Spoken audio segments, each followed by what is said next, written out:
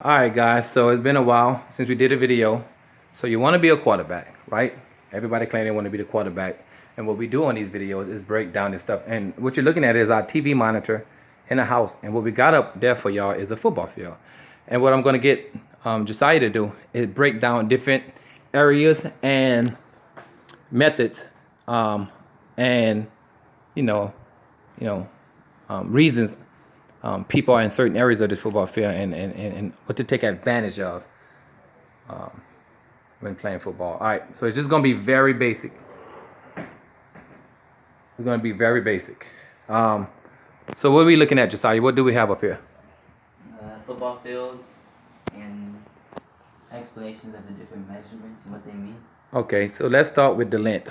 How long is a football field? 100 yards, but not including the end zone. Copy. If you need to point to something, use the back of the pen. So show us goal line to goal line, 100-yard football field. Here. 100 yards. All right. Question: what are sidelines? These white lines right here. Yeah. On both sides. What are they? They indicate where you can't be basically out of bounds. Where Out of bounds is. So my feet was to touch the white part of this line. Am I out? Yes. Yes. Okay. Another question. So the little dash white lines I'm looking at, touch it. All the way down, please. Yeah. What are those? They're called hashes, and they represent a yard, and they're all yard apart. They're a yard apart, so they're hash marked and they represent a yard apart. What are the questions we got? In its entirety, how long is that football field? 120 yards, because each end zone is 10 yards. Each end zone is 10 yards. If I'm a receiver and we're lined up, Dang.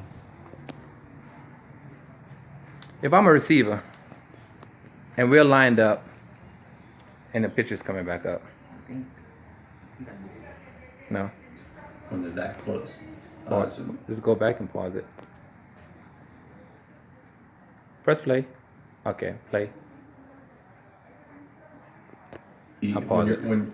If I'm a receiver and I'm lined up, not a receiver, if I'm a team and we're lined up on the 10-yard line, and I'm a receiver and I'm lined up at the 10 right here, and I want to run a fade, why is it important for me to know that the end zone is 10 yards deep? You know how much space you're working with before you run out of bounds? Yes. So it's important to know that the end zone is 10 yards deep. Question: 10, 20, 30, 40, what are those numbers? They're just representing how much. So these 1, 2, that's 10 yards. So just counting down the whole field. From the sideline to those numbers, how much space do I have to work with? 12 yards. Yes. Why is that important to me? To know how much space is in between here. Why is that important to me as a receiver? Because again, you know how much space you're working with if you're running like a corner or an out route or a fade. Yep. So if I'm running an out route and I'm lined up on the numbers, and I go to run my 10-yard and out, I know that me and my quarterback have 12 yards of room to work with. He doesn't have to be throwing that ball in my chest. He can lead me on my out routes. He can lead me on my corner routes. He can lead me on my fades. All right. What else? What else is up here? What is those squiggly red lines indicating? The red zone. What is a red zone? So the red zone is where a defense may feel that they're at risk of being scored on, or offense is most confident, or they're confident they can score from there. Okay, so once we hit that red zone, most defense and offense believe it's go time. Okay, that was simple. So speaking of these wide receivers, knowing how much space is in between the numbers in the sideline, knowing how deep the end zone is, right? The end zone is how deep? 10 yards. The space from the bottom of this number to the sideline is how long? 12. And the red zone is how deep? 20 yards. 20 yards. With that said, let's go write routes on the board and talk about wide receiver.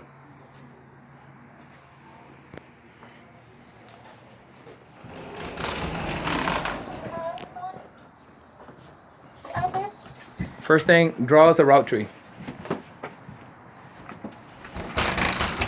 Show them the easy way to draw a route tree. This is a 10-year-old little boy watching this. Draw a route tree. So 0, screen, No.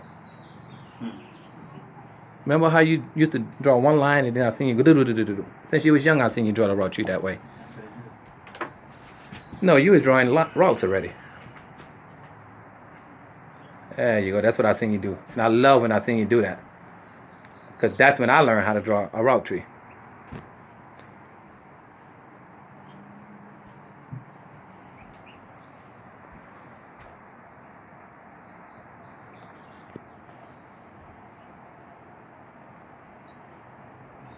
There you go.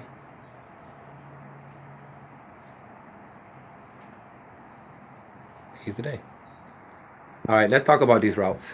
What is a 1? Speed out. Okay, got it. So I'm lined up right now. I'm lined up on the right side of the quarterback, right QB right here for me, please. QB, indicating where the quarterback is. All right, so this is a receiver to the right of the quarterback. The 1 is a what? Speed out. What is a 5? A 5 is a hitch, a 10-yard hitch, but you turn to your outside shoulder. Okay. What is a 3? A 10-yard out. 10-yard out. What is a 7? It's a flag route or a corner route. Yeah. So a 7 is my favorite route. You know that's my favorite route. In my opinion, no one could defend that route. If the quarterback and the receiver have timing down, if the receiver understands that coming out of his break, he got to get on his horse and get to a spot. So in my opinion, if this guy is running a corner route, and once I get here, if my quarterback let the ball go here, there's no way this dude messing with me. It's just my favorite route. All right, let's go to the even routes. What is the 2? A slant. A slant. What is the 4? It's a 10-yard hitch, but you turn to your inside shoulder. And what is the 6? A 10-yard in. What is that? 8? A post. And a 9? A go. 9 is a go. Easy day. So we talk about the dynamics of a football.